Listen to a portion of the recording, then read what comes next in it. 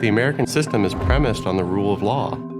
Laws need to determine what frameworks we're going to use to make decisions. The Constitution is founded on individual rights and also a clear sense of the responsibilities that citizens owe to their government.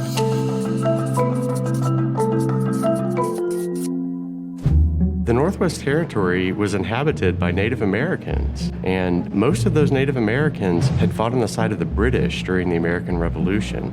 There's a large and diverse group of Native Americans there: the Shawnee, the Miami, the Iroquois, the Wyandots. But all of that changed dramatically when Washington promised the soldiers that if they continued fighting in the Revolutionary War, that they would be granted land in this Northwest Territory. When the soldiers, now settlers, started coming into this land, they discovered that they weren't exactly welcomed in this land because there were people already living here. The Native Americans made it a point that they had not been present at the signing of the Treaty of Paris, and that they had not given up their rights to this land, and that the British did not have rights to give up the land that belonged to the Native Americans. So by 1790, Native American concern with white settlement into Ohio led a Miami chief leader, Michikunakwa, also known as Little Turtle in English, to rally an alliance of Native Americans to resist white settlement into Ohio. Washington dispatches Arthur St. Clair, the Northwest Territorial governor, to conclude whether those Native peoples could be treated with or that war was going to be necessary. St. Clair decides that war is going to be necessary. And after the first forces that he sends out there are defeated, he decides he's going to lead the troops himself. And he went out there without adequate supplies and with untrained troops. And quite literally, the Native Americans just ran circles around him, destroying the vast majority of his forces. Over 97% were casualties. The highest casualty rates in American history took place at that battle. President Washington realized his back was truly against the wall. The person that he chose to form a new army was General Anthony Wayne.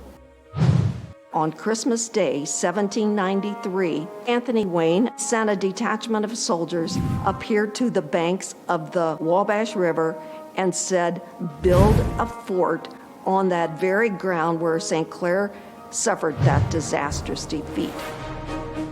He built the large complex known as Greenville.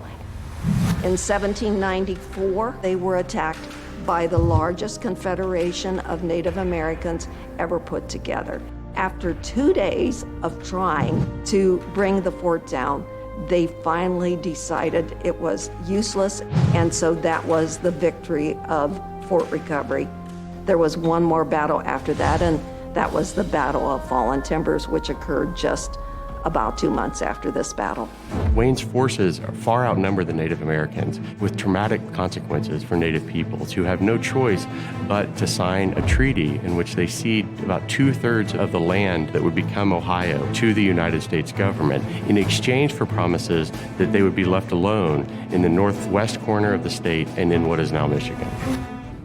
Soon after signing the Treaty of Greenville in 1795, Ohio became eligible for statehood as its population was well on its way to reaching 60,000 inhabitants. Support for Arthur St. Clair, governor of the Ohio Territory, continued to fall. St. Clair is resisting statehood. St. Clair shows up in Chillicothe. He's hanging out at some bar, and people are mad with him because they think he's trying to delay statehood, which of course he is. And so Michael Baldwin, who's a young lawyer, he gets together a group of people. They go down to the tavern to confront St. Clair and try to push him towards statehood. This is a time when politics was pretty rough and tumble. You hired a mob and you went to kind of intimidate your opponent. Fortunately for St. Clair, Thomas Worthington, sympathetic to Baldwin's cause, steps in and threatens Baldwin with violence if he harms St. Clair. So Worthington, like Baldwin, wants early statehood for Ohio, and he's worried that this violence will discredit that movement and ultimately empower St. Clair to hold on to power. the US Congress, what's called an Enabling Act is passed in 1802. And that allows Ohio to call a constitutional convention to decide on a constitution. St. Clair arrives uninvited and gives a speech in which he suggests that what the Constitutional Convention is doing is unconstitutional, even though the Congress of the United States has passed a law allowing Ohio to apply for statehood. The representatives who are there send copies of this speech back to Washington, D.C., to President Jefferson, who to this point has been sympathetic to St. Clair, but decides that this is far outstepping his bounds.